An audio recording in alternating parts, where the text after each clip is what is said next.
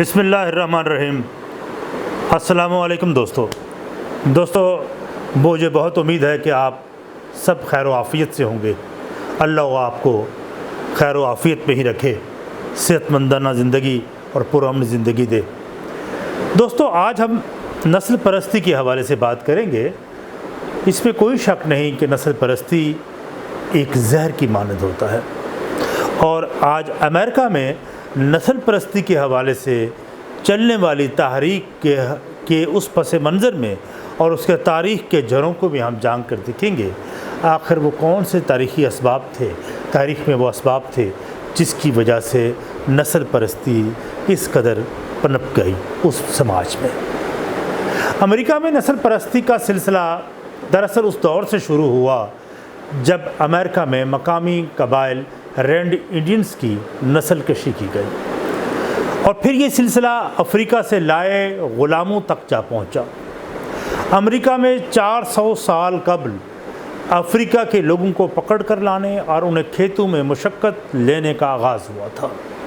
اس دوران لاکھوں صحت مند اور توانا لوگوں کو جانوروں کی طرح پکڑا گیا، انہیں بحری جہازوں میں بھیڑ بکریوں کی طرح ٹھونس کر امریکہ لایا جاتا، اور افریقہ سے انہیں اس قدر بڑی تعداد میں لایا گیا کہ افریقہ میں صحت مند انسانوں کا کال پڑ گیا۔ امریکہ میں لائے گئے سیاہ فام عورتوں کی نصف تعداد تھی۔ ان کے ساتھ بہیمانہ سلوک کیا جاتا، جس سے یہ اندازہ لگانا مشکل نہیں کہ افریقی عورتوں کے ساتھ کیا کچھ نہیں کیا جاتا ہوگا۔ سیاہ فام عورتوں کو سیاہ فام مردوں کی طرح کسی بھی قسم کے حقوق حاصل نہ تھے، بلکہ یہ کہنا درست ہوگا کہ سیاہ فام مردوں کے مقابلے میں وہ زیادہ ان کے ساتھ استحصال کیا جاتا تھا۔ ان سے جسمانی مشقت تو لی جاتی تھی، لیکن ان کے ساتھ جنسی ہوس درندگی اور بدترین تشدد کا نشانہ بھی بنایا جاتا۔ سفید فام مردوں کو ان سے جبراً جنسی عمل کرنے کی مکمل آزادی تھی۔ سیاہ فام عورت چونکہ غلام اور اپنی مالک کی ملکیت ہوتی تھی، لہٰذا اس کی کوئی اپنی حیثیت نہ ہوتی، اسے فقط ایک شائع کموڈٹی کی شکل تصور کیا جاتا تھا۔ ان عورتوں کو باقاعدہ شادی کر کے سماجی زندگی گزارنے کا بھی حق نہ تھا، کیونکہ مضبوط خاندانی نظام سیاہ فام غلاموں کی آزاد خرید و فروخت میں رکاوٹ ہو سکتا تھا۔ انہیں اگرچہ بچہ پیدا کرنے کی اجازت تھی تاکہ ان کے غلاموں کی تعداد میں اضافہ ہوتا رہے۔ امریکہ میں ماضی بعید میں سیاہ فام خواتین کے ساتھ جس بربریت کا سلوک رکھا گیا، اس کے لگائے ہوئے زخموں سے آج بھی خون رستا ہے۔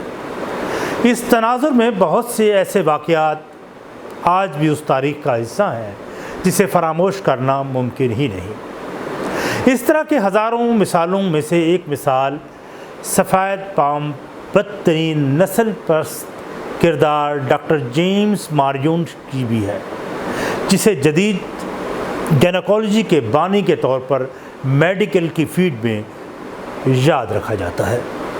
وہ امریکہ کی جنوبی ریاست ساؤتھ کیرولینا میں پیدا ہوا، جہاں غلامی اپنی انتہائی بدترین شکل میں موجود تھی۔ یورپین آباد کار اپنی اس نو آبادی میں غلاموں سے مفت کاشتکاری کرواتے تھے۔ جیمز نے امریکہ کے اس جنوبی علاقے کے مالدار زمین مالکان کے غلاموں کے علاج معالجہ کا سلسلہ شروع کر رکھا تھا۔ دراصل یہ اپنے غلاموں کو زندہ اور صحت مند اس لیے بھی دیکھنا چاہتے تھے تاکہ وہ بھرپور مشقت سے ان کے کھیتوں میں کام کر سکیں۔ اس دوران جیمز نے گائنیکالوجی میں تحقیق کر کے سرجری کی نئی دریافت کی، تو اسے اپنے تجربے کے لیے خواتین درکار تھیں۔ اس لیے ظاہر ہے کہ نئے تجربے کی بھینٹ کسی سفید فام عورت کو تو وہ چڑھا نہیں سکتا تھا، تو اس نسل پرست ڈاکٹر نے اپنی نو آمیز تحقیق کی بھینٹ سفید فام کو چڑھانے کی بجائے اس تجربے کے لیے اس نے سیاہ فام افریقن عورتوں کا انتخاب کیا۔ ڈاکٹر جیمز نے انہیں بغیر بے ہوش کیے۔ اب حیرت کی بات دیکھیں، کس قدر خوفناک اور اذیتناک صورتحال تھی کہ اس نے بغیر بے ہوش کیے غلام عورتوں کے اذیتناک آپریشن شروع کیے، اور اس آپریشن کے دوران تکلیف سے بچانے کے لیے کوئی دوا نہیں دی جاتی تھی، اس لیے شفاقانہ تجربے کی بھینٹ چڑھنے والی ایک 17 سالہ سیاہ فام لڑکی انرکا کے 30 آپریشن ہوئے اور وہ مر گئی۔ یہ ڈاکٹر اس قدر نسل پرستی میں اندھا تھا کہ اس نے نہ صرف سیاہ فام عورتوں کے آپریشن کیے بلکہ ان کے ننھے بچوں پر بھی سرجری کے ایسے تکلیف دہ عمل کیے جسے لفظوں میں بیان کرنا ناممکن ہے۔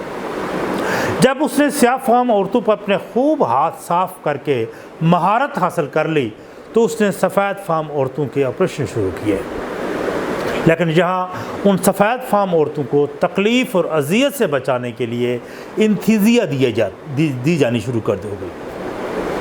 جب اس ڈاکٹر جیمز کے اس شفاقانہ جراحی کا ذکر کیا جاتا ہے تو اس کے حامی اکثر یہ کہتے ہیں کہ وہ یہ آپریشن ان غلام عورتوں کی رضامندی سے کرتا تھا۔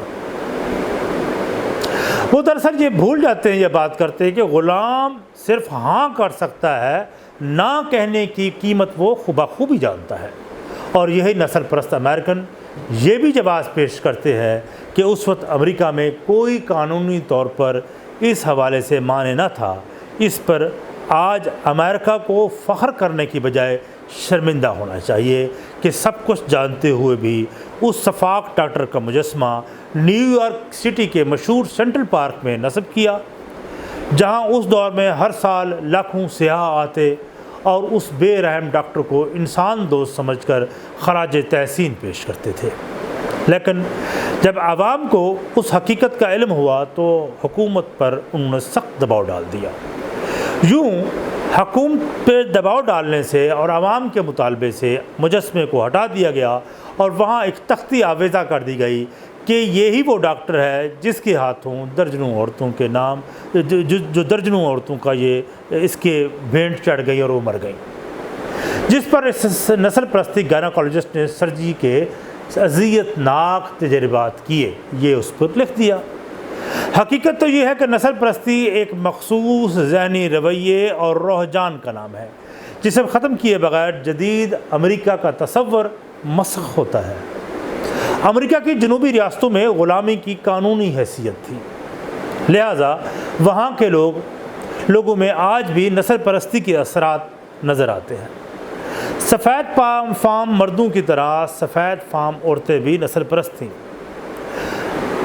مشہور امریکی صدر جارج واشنگٹن کے پاس 18 سیاہ فام غلام تھے اور اس کی بیگم کے پاس، بیوی کے پاس 84 سیاہ فام غلام تھے۔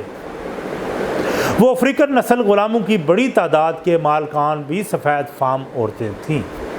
انہیں اوائل عمری میں یہ سبق ملتا کہ والدین اپنے بچوں سے خوش ہو کر بطور انعام سیاہ فام غلام دیتے اور لڑکیوں کو ان کے جہیز میں سیاہ فام مرد و خواتین عورتیں بطور غلام دے دیے جاتے۔ غلاموں کی تعداد سے اس خاندان کی مالی حیثیت کا پتہ چلتا تھا۔ اپنے آقا کی حکم عدولی پر سیاہ فام غلام عورتوں کو اکثر برہنہ کر کے ان کے بچوں اور برادری کے سامنے کوڑے مارے جاتے تاکہ ان کو زیادہ سے زیادہ ذلیل کیا جا سکے، اور غلامی کے اس نظام کو برقرار رکھنے کے لیے ظلم اور بدترین تشدد لازماً سمجھا جاتا تاکہ ان کے ذہنوں میں اپنے آقاؤں کا مستقل خوف بیٹھ جائے۔ یہی وجہ تھی کہ سفید فام عورتیں بھی اپنی غلاموں کو بدترین تشدد کا نشانہ بنانے سے بالکل نہیں چوکتی تھیں، اور کبھی تو وہ اس قدر تشدد کر لیا کرتی تھیں کہ وہ درد کی تاب نہ لا کر مر جاتے۔ گھر میں کام کرنے والوں کو پیٹ بھر کے کھانا نہ دیا جاتا۔ ایک واقعہ بھی بیان کیا جاتا ہے کہ ایک مالکن ہر روز اپنے بستر پر تھوڑی سی مٹھائی رکھ دیا کرتی تھی، اور کچھ دنوں کے بعد اس نے دیکھا کہ اس کے بستر پر وہ مٹھائی غائب تھی۔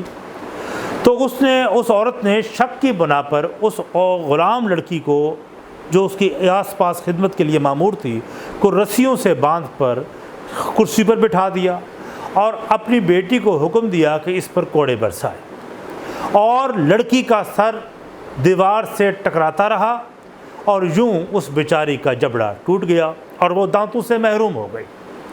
اس کی مالکن نے اسے کسی اور کے حوالے کرتے ہوئے کہا کہ اب وہ زیادہ دیر اس بدنما چہرے کو نہیں دیکھ پائے گی۔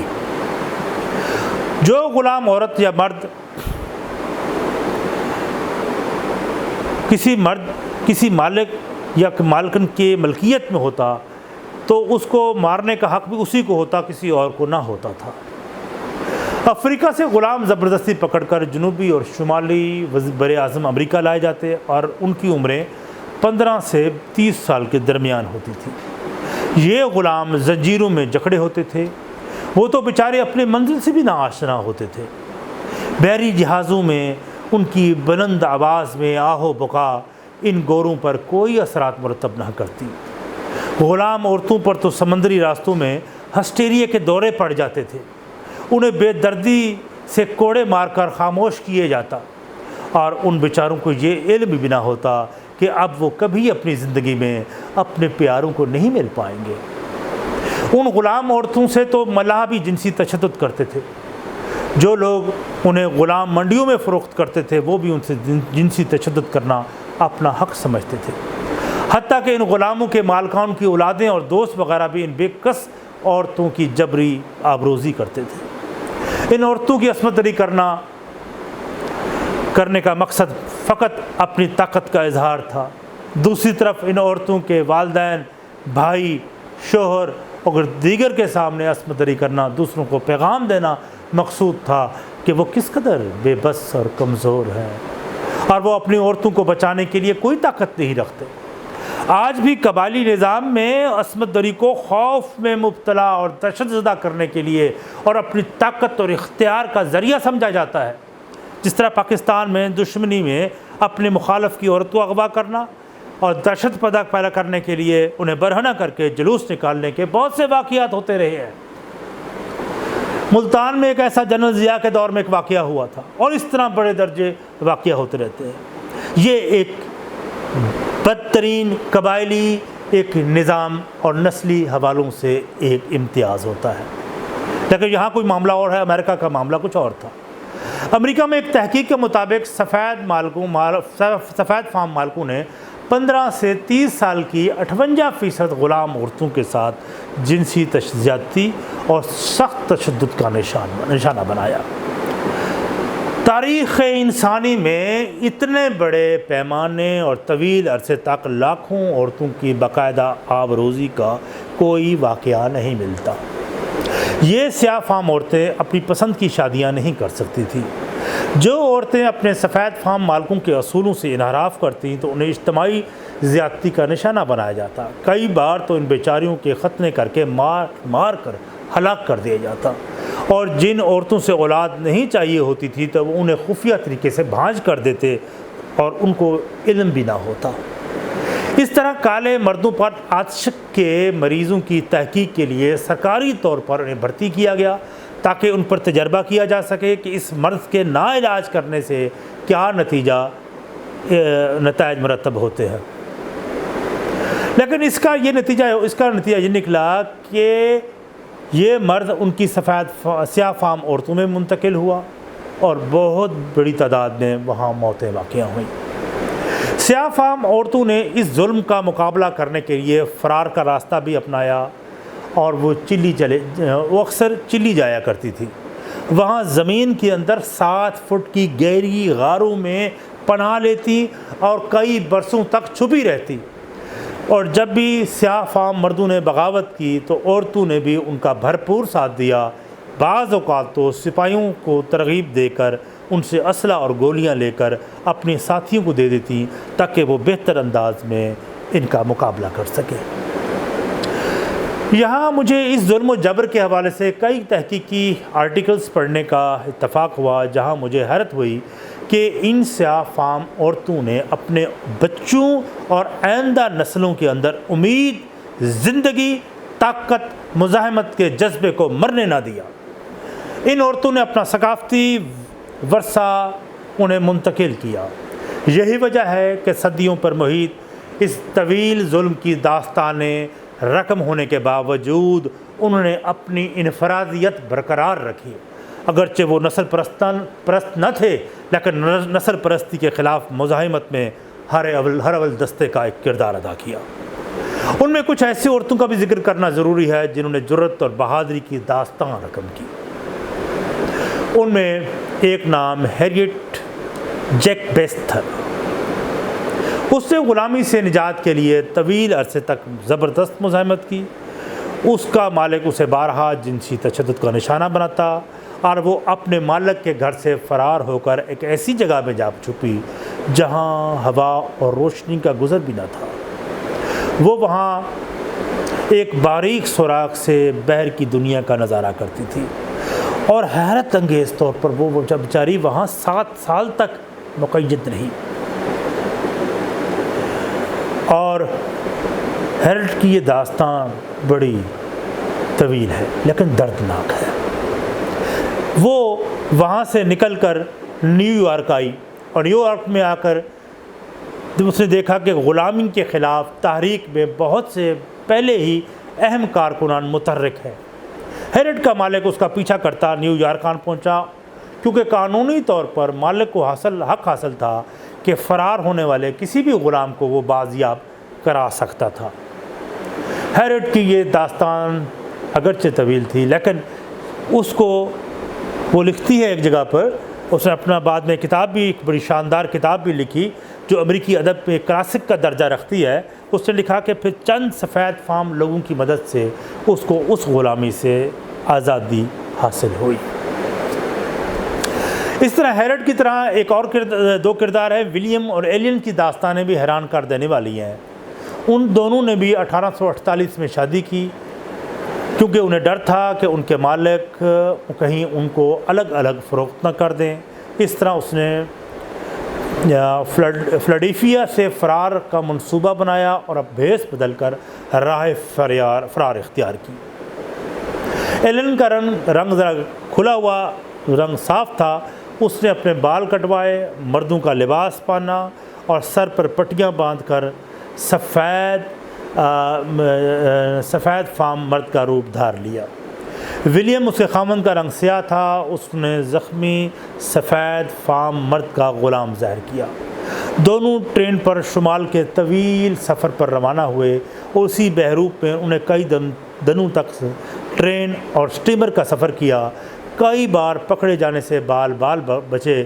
بالآخر فلاڈیلفیا پہنچ گئے اور وہاں سے بوسٹن گئے اور بڑی تگدو کے بعد بچتے بچاتے برطانیہ پہنچ گئے جہاں انہوں نے اپنے سفر کی اور اپنی زندگی کی روایات لکھی جو ادب کی دنیا میں ایک شاہکار تصنیف ہے۔ اور بالکل اسی طرح کے موضوع پر مارگریٹ میچل نے ایک ناول گون ود دا ونڈ لکھی جسے بڑی مقبولیت حاصل ہوئی اور 1939 میں اس ناول پر ہالی ووڈ نے شہرائے آفاق فلم بھی بنائی جس سے بخوبی اس دور غلامی کا اندازہ ہو جاتا ہے۔ بہرحال امریکہ کے سماج میں آج بھی نسل پرستی کی خو کہیں محسوس ہوتی ہے، جن میں اچھے خاصے بظاہر پڑھے لکھے لوگ، جن میں صحافی، قانون دان اور پروفیسر بھی شامل ہیں، جنہوں نے ٹرمپ کی صدارتی انتخاب میں حمایت اس لیے کی کہ اس کے پروگرام سے نسلی امتیاز کی بو محسوس ہوتی رہی۔ لیکن دوسری طرف سفید فام لوگوں کی بڑی تعداد میں نسل پرستی کی اس مکروہ روش کے خلاف نفرت بھی پیدا ہو چکی ہے، جس کا اظہار ان کالوں کے ساتھ احتجاجی مظاہروں میں برابر حصہ ڈالنے سے بخوبی ہوتا ہے۔ اس بار انہوں نے سمجھ لیا ہے کہ امریکہ میں منعقد ہونے والے صدارتی انتخابات میں سفید فام مرد و زن ان مظالم اور بربریت کا مداوع کر سکیں گے جو امریکی تاریخ پر ایک بدنما داغ ہے۔ صدیوں کا پرانا حساب فقط قانون سازی سے نہیں بلکہ نسل پرستانہ رویوں اور رجحانات کو ختم کرنے سے ہی ممکن ہے، اور تاریخ امریکن قوم کے اٹھائے ہوئے ان اصلاحات کی منتظر ہے۔ بہت شکریہ دوستو، میں آپ کا شکر گزار ہوں۔ آپ سے ایک ریکویسٹ ہے کہ آپ میرے اس چینل تلاش حق ود عامر ہاشمی کو سبسکرائب کریں اور بیل آئیکن کے بٹن کو بھی پریس کریں تاکہ آپ کو بہتر ویڈیوز ملتی رہیں۔ بہت شکریہ۔